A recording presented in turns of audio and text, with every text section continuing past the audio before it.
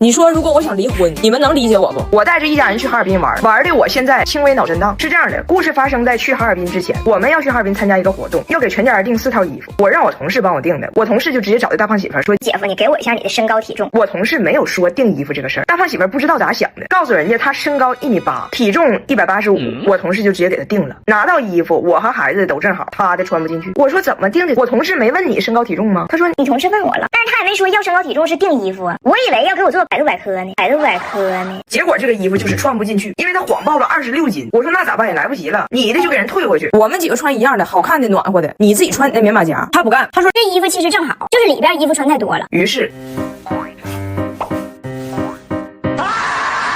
但是他一看我都已经联系人准备要退了，为了保住这件衣服，这个男人居然决定在哈尔滨旅游这3天，瘦到能穿进这件羽绒服。哎，真下了狠心呐！我们逛了那么多地方，那么多好吃的，人啥也不吃。第1天真挺过去了，我看他肚子真小一圈。第2天我们去泡温泉，我觉得他好像是饿到极限了，眼睛都绿了，但是嘴上就是不承认。我们吃啥他也不吃。奶茶，减肥啊！但是被我同事偷拍了，在一个放满了青椒的泡澡池里。我同事跟我说：“姐，我刚才偷摸拍的姐夫。”哎呀，你看看，要不你劝劝吧，姐夫这样得出事儿。我说你刚才吃啥了？他说只是一口蘸酱菜。我说你别饿出毛病来了，那衣服有更大码的，明天就到。1秒钟，大胖媳妇就放心了，甩开膀子就要吃。怎奈何当时旁边只有自助水果，奔着水果区就去了。光西瓜能吃6斤，回休息区一躺。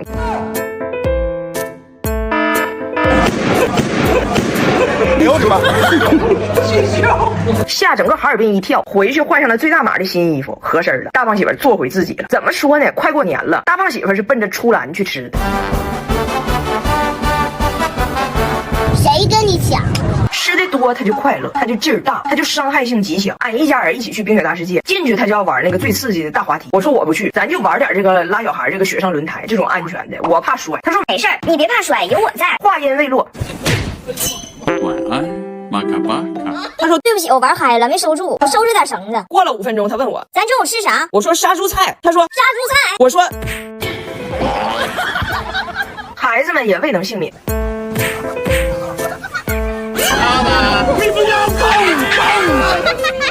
我脑袋嗡嗡，人家玩的嗷嗷的，都玩饿了。距离他换上新羽绒服只有37个小时的时间，然而就这么吃，终于在我们离开哈尔滨之前的最后一顿饭上，我们发现新到的大羽绒服又小了。太好了，让他帮他风女。哎呦我的妈！风女生。亲爱的朋友们，我和这个男人呢，昨天大撕了一回。他说他要对别的女人动心，我现在基本想走司法程序。但是我呢，亏在我一个孩子在人手里，我不知道咋整，你们也可以帮我出招。咋回事呢？我不去年回来参加节目来了吗？当时外国人不让入境，我寻思我怀着孕在宾馆隔离，很难再带个4岁孩子跟着我，而且翟耀达当时还在上学，那我就先行一步呗，这个疫情应该很快能过去，完他俩再来。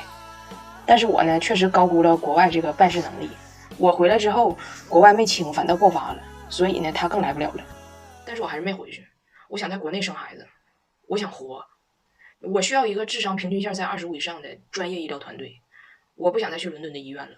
不给病床逛个瑜伽垫，没有温水，只有大冰块。病号饭面粉包淀粉，没有别的馅儿。吸氧护士不开闸，只能抽塑料袋。我说我不想回伦敦，我不想再遭遇这种雾都噩梦，我不回去生。他说要不然你就凑合生呗，生不好应该也生不死。我说那你要这么唠嗑，你现在去吃温香去，你也吃不死，你咋不吃呢？后来那拿铁不就在中国出生的吗？所以就是他手里一个姑娘，我手里一个儿子。然后昨天视频的时候他就跟我说你得回来。要不然这个婚姻经营的很困难，你也不用对我有那么大的自信，我也不是不会对别人动心。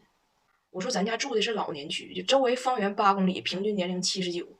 我知道你喜欢长得娇小的，但咋现在就抽不小的也算吗？70以下的，就楼上有个东欧的克里朵夫斯基，眉眼还行，670斤。我临走时候上他家跟他告别，寻拥抱一下子，那不掉他肚脐里去了吗？里边还有俩猫，外号克里朵夫食人草，我都怀疑他是小孩。我说反正我好不容易回来了，我不想回去，你有能耐你过来。他说现在只有就是特殊的工作签证或者商务签证才能入境，就换句话说你得是个人才。我说那不就差到这儿了？如果你平时业余爱好不是打游戏是造火箭，别人造的得烧油，你造那玩意儿烧卫生纸就行，那你肯定也能拿着这种签证，就主要不还就不是人才。但是呢，我有个好闺蜜跟我是真好，给我出个招，说你看你老公虽然回不来，但是你女儿翟耀达是正经八百中国公民呢，那也是就是短视频界的国民女儿们。你能不能想个招跟哪个航空公司联系一下，就是绕过他爸这个载体，让他自己回来，完跟你和拿铁不就团聚了吗？我是觉得呢这个招有点损，但是呢谁的闺蜜不给出点阴招呢，对不？然后昨天也是话赶话嘛，我就把我的想法给说了，把他急眼了，真急眼了，说坚决不放，不可能放，除非我把拿铁邮过去，他接着儿子放姑娘，一个换一个，否则免谈。然后呱打电话给我撂了，俺俩认识这些年第一次撂我电话，你这事就谈崩了吗？结果今天又给我打电话了，说的我知道我不是个人才，但是呢，就是我见过成龙，我还有合照，咱不行就往这个方向使劲，不行吗？就说我是他保镖，我是他保镖。哎，你们永远不要低估一个胖子的颜值。你看他现在肯定是不行的。有人说嘛，有一种虾系男友，去头可食。他是海螺系男友，想食他得先宰肚子，食他需掐头再去尾。但实话实说，他以前的颜值咱说，嘿我够用还带拐弯。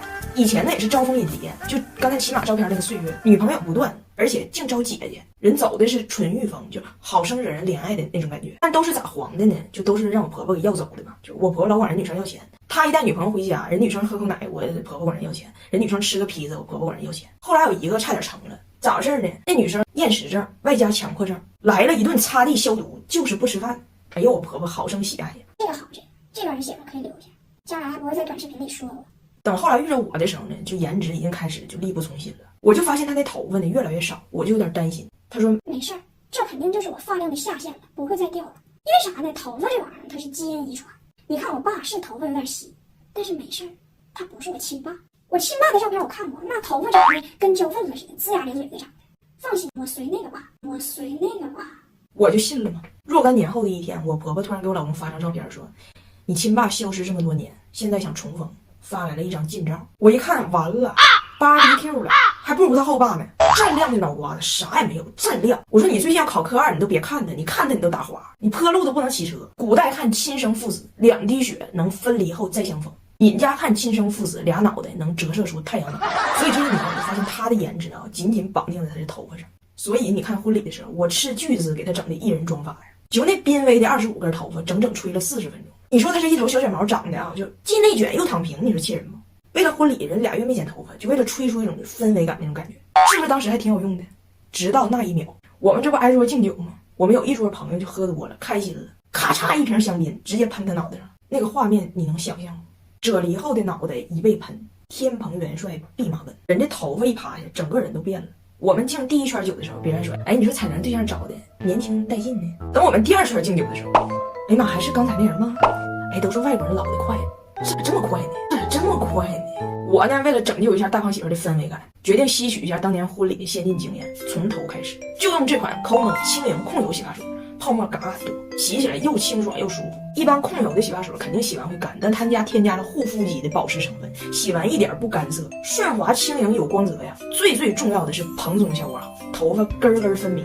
就他这种底子的，都把发量显得贼多，他都能洗成这样，你说这个 KONO 小黑瓶是有多胖？我的海螺系男友直接从弼马温洗回了天蓬元帅，我觉得他后爸也可以整一个。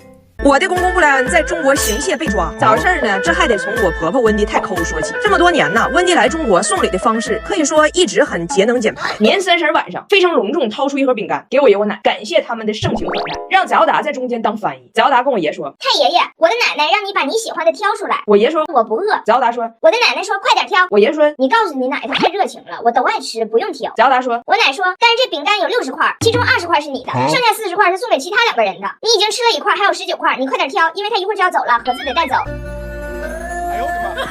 布莱恩呢完全不一样，温迪抠门，他大方。温迪来了中国4回，第一次来之前换了1万块钱人民币，到现在还剩9800，都让他藏起来了。然而日防夜防，家贼难防，被布莱恩发现了，给偷了。我发现这事儿呢，布莱恩让我别说。然后我们在铁岭过年，布莱恩看放鞭炮真热闹，真好看，就跟我说，今年咱家放鞭炮全我请。然后怒买了1400块钱的鞭炮和礼花，晚上我们出去放。温迪乐呵搁那看，我说温迪这大烟花多好看。温迪说好看是好看，但是我跟你说哈，我非常不理解那些花钱买烟花放给别人看的人脑袋得多大。你看我往这一站，整个小区鞭炮烟花尽收眼底，我看2点了。我问你，我花钱了吗？我花1块钱了吗？布莱恩说他没有，他花了1400。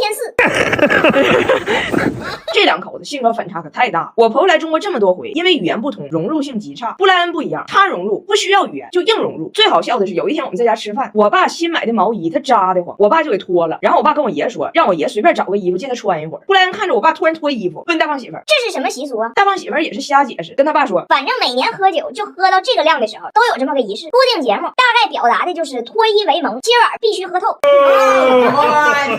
布莱恩说：“我虽然听不懂啥叫喝透，但是面对热情，我从不 say no。Yeah, baby.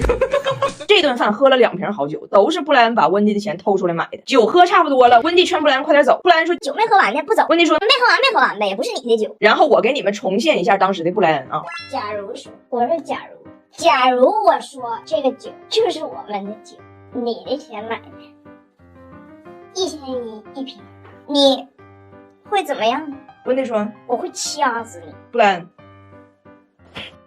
吹牛。但是啊，布莱恩的大姐在后边呢。该说不说，人布莱恩心态是真年轻，融入啥都快，我真羡慕。我想年轻还得靠雅诗兰黛白金6D 黑钻眼霜，带娃操心，眼部保养要到位，配合血丝按摩棒抚平眼周纹路，眼睑往上提，泪沟也照顾到，独家专利色提因，眼周轻松坐上逆龄时光机。布莱恩和温蒂马上要离开铁岭了。其实温蒂心底还是个很善良的人，他发现我爷现在腿脚特别不方便，想走之前送一个轮椅给我爷，就跟布莱恩去轮椅店了，看上一个挺好的。温蒂说：“要不就这个吧。”布莱恩说：“咱们钱够吗？”温蒂说：“我一直没敢告诉你，我手里其实有钱。”布莱恩说：“我一直没敢告诉你，你手里其实没有。” I don't think we have enough money. 爷爷，你胆子挺大呀。